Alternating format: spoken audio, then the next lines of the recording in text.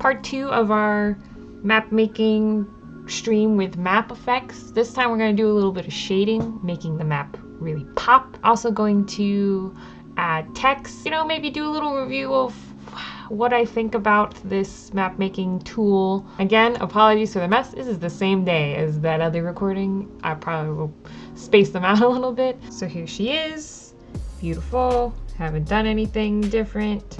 Didn't do anything off screen because except for eat. Now we're just gonna color. So I think the best way to do this is probably going to be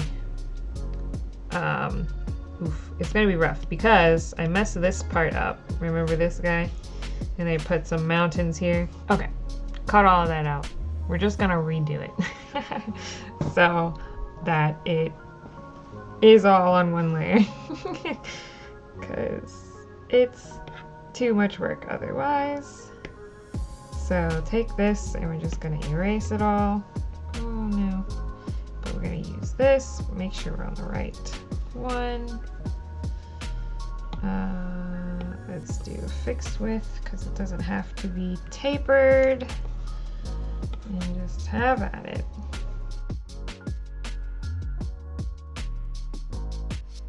Look, mistakes were made.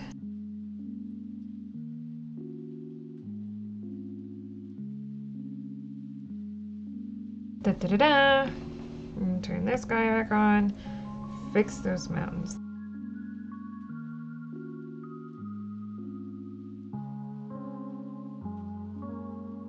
Right, I'll fix the mountains real fast. Now they're all on one layer, so I can turn it on and off. But mostly I'm doing this so that I'm able to shade. I also think we need some shading to go off of, because you can see on his stuff he has some dark areas on one side, and then he has the light areas on the other side. So we're gonna mimic that to some extent. We can put everything back on. Let's just go into a new layer, put it under here, under our lines. We're gonna call it shading. So I'm trying to use like all of his brushes to also like get a feel for it. And he has this gritty shader one. First, I think that just the overall, like this color is too light.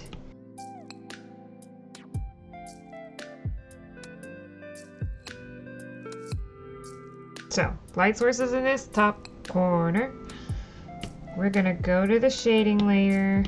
We're going to decrease the opacity. This is the color we use for the base, slightly darker. So we're gonna use this color. And we're gonna just start in the top and just start shading. Too light maybe.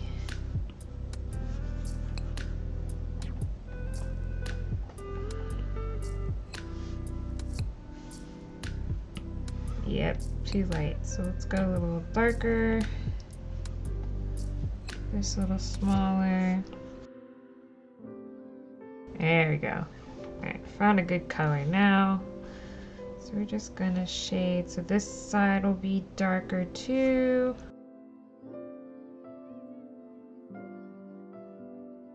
So one of the reasons you use like a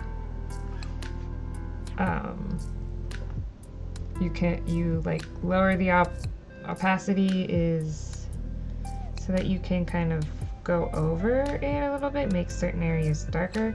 You're not gonna be able to see that on these little guys here, but when we get to some of those bigger mountains, then we can really play with that. This whole side gets to be shaded.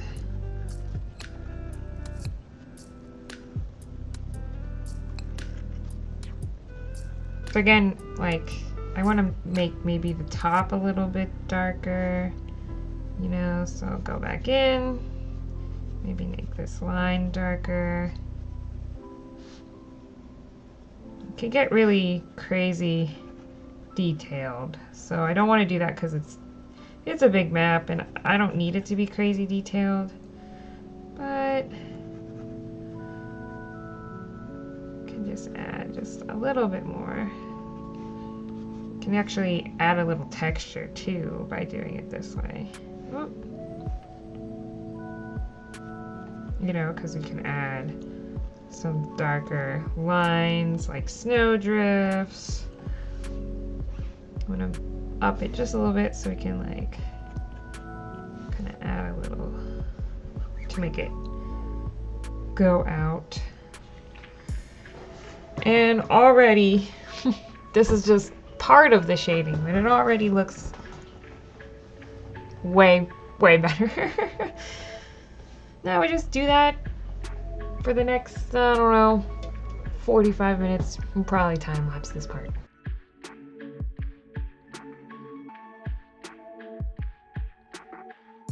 I could feel myself getting impatient.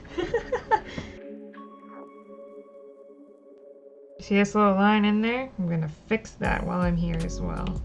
So we're in the mountain layer. It's not enough.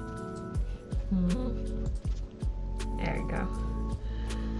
Just gonna look real fast, make sure there's no other little things like that that I can see immediately. Then we'll go back to the shading. I feel like these drawings are made to make the shading easier. Like you don't have to do much because he's already got extra lines here, you know? That already is gonna darken it up because there's black or darker lines there. So it's really not that, you know, hard to figure out where to put your shadows and stuff. I also noticed this thing. So you see his coastline, he's got like, the lines don't come through here. So we're gonna have to fix that.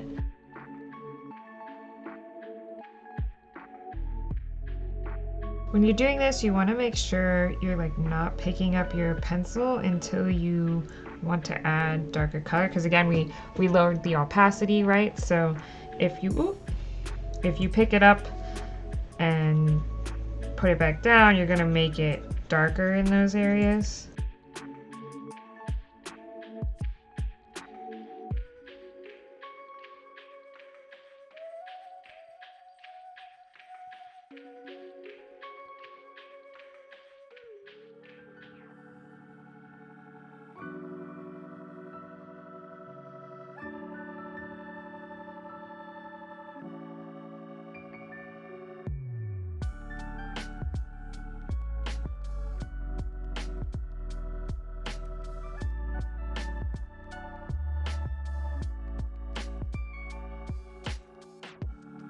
That has to get fixed.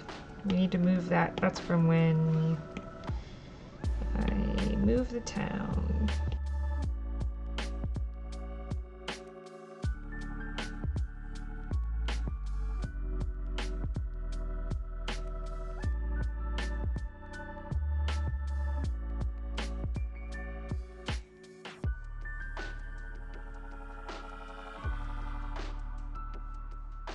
Of course I choose now to mention it, but I'm kind of just following the lines in my second pass and like the top, because that's probably where it would be darkest and less likely to have some sun. So that, and then just adding kind of another pass to any parts that just feel like they should be darker. It's a lot of intuition for me. I don't know a lot of color theory or anything. I can just... I'm pretty good at guessing what looks good or how to make something look good. So that's kind of what I'm doing. And then I'm going through and I'm cleaning it up because I'm a messy colorer. So I'm like cleaning up any stray lines like right here, you know, just to make it look cleaner.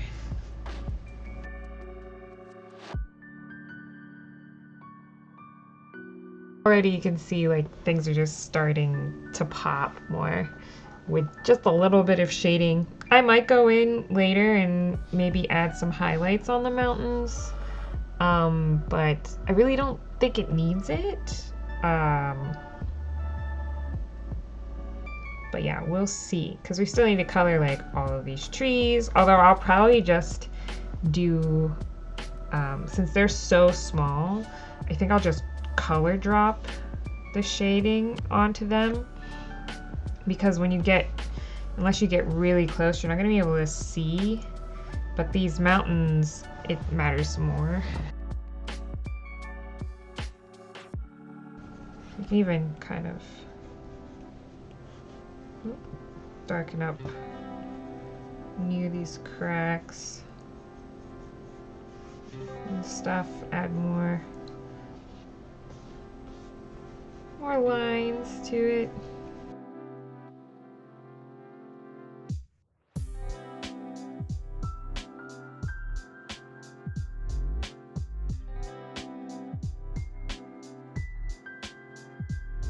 So I think for these little houses, I'm just going to color them in, but then add like a shadow to one side, kind of at an angle, because you're not going to be able to see if I like go in depth on those.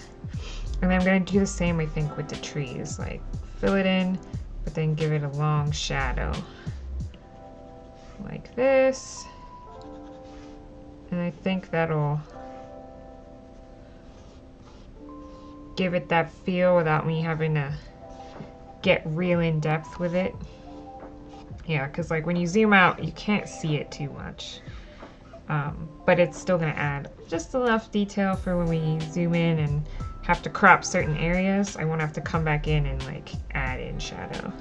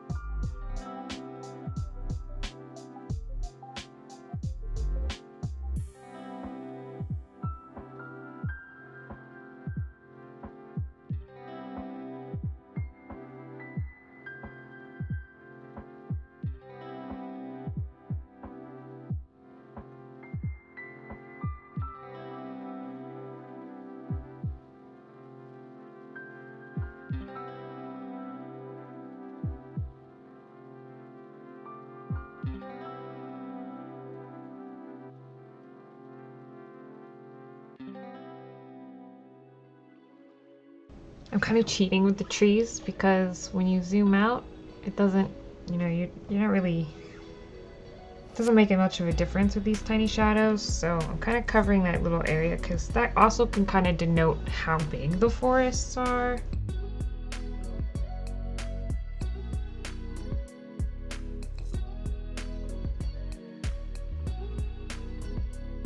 Okay, so for these trees, I'm gonna go to this tree one and just, whoop, we're gonna fill. Hit continue filling and just fill in all the trees.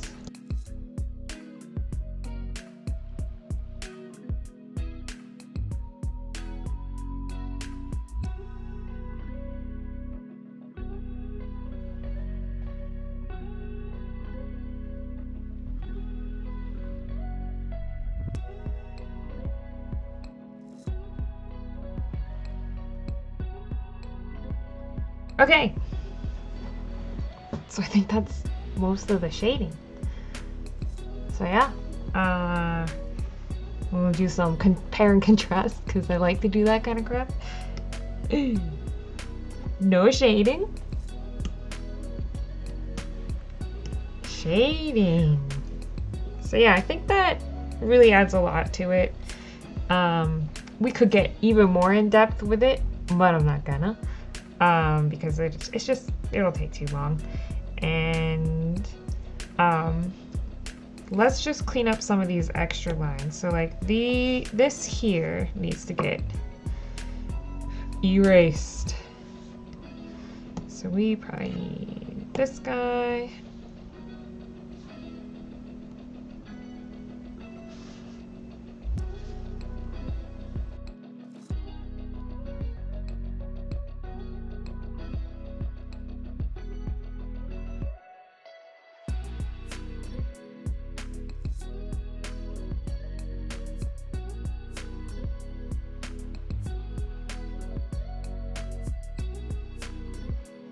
I could spend a lot more time nitpicking this and making it perfect, but honestly, I think this is pretty good. So let's add some text to this, and I'll show you guys a little bit of that, and then I have to leave and go pick up my baby. So another layer.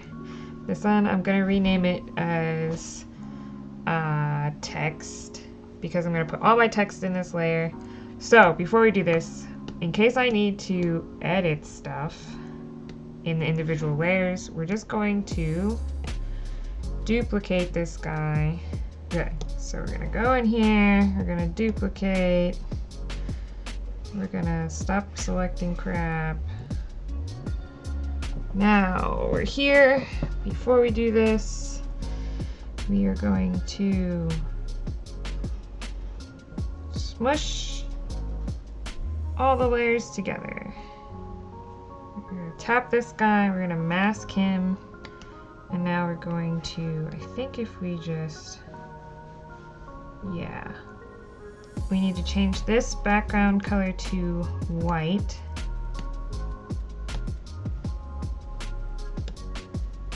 Hello. There you go. And then on the layer mask, we can go ahead, if we select, I think if we do white, that erases it, or is it black? Black that erases it. There we go.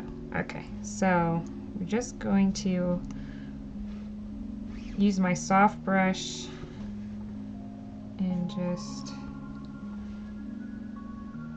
make it very small. My soft brush might not be right.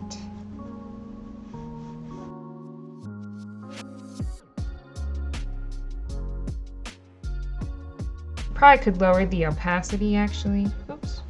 And then it'll be a little less dark, but still seeable. Yeah, that is much better.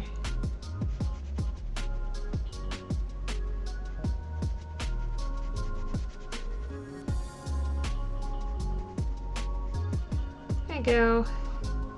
Something doesn't stand out quite as crazily, but you can read it. We could go over it again if it's not dark enough in certain areas, like over these lines.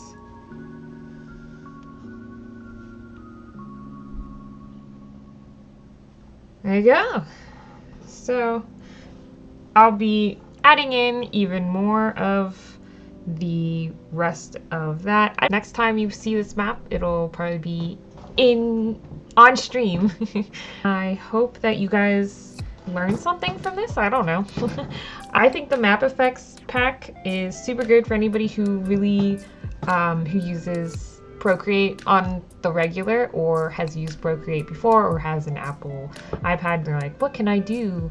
Or doesn't really like Dungeon Draft and is better with, you know, hand drawing and things like that. This is definitely a bunch of different brushes and stuff for you. Like, I just made a huge continent in very little time. I feel like it looks pretty good. It's not like, I mean, I recommend starting smaller than I did, which is a recommendation for all map making. Start small and then get bigger, because I do think it needs more detail, but this is a good start, and I think I can add more detail as I go.